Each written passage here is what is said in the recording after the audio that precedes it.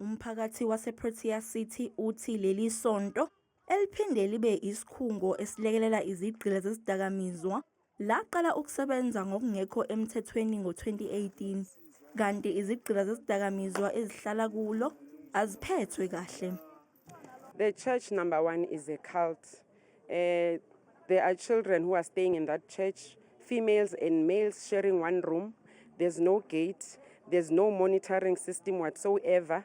And some of these children, bafakwe ama-chain enyaweni because the church also operates as an unlicensed rehab.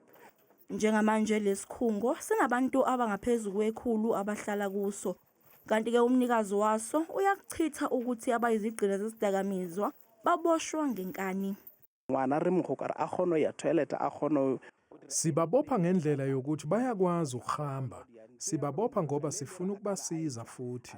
Sibabopha ngemvume yabazali. Ene re goka ngwana ka tumelo ya motswadi. Abantu abathola usizo kulesi sikhungo bathi impilo yabo isiguqukile. Ngingathola umehluko kakhulu. Ngaze ngasondela kakhulu phambi kokonto zomoya ngazwisisa insebenzo zomoya ukuthi umoya kahle kahle singabe sibheme impilo nasibheme ngenxa ukuthi siyafuna. Umphakathi uthi lolu daba uke walibika kumnyango wezenhlalakahle kodwa kangababikho zinyathelo ezithathwayo.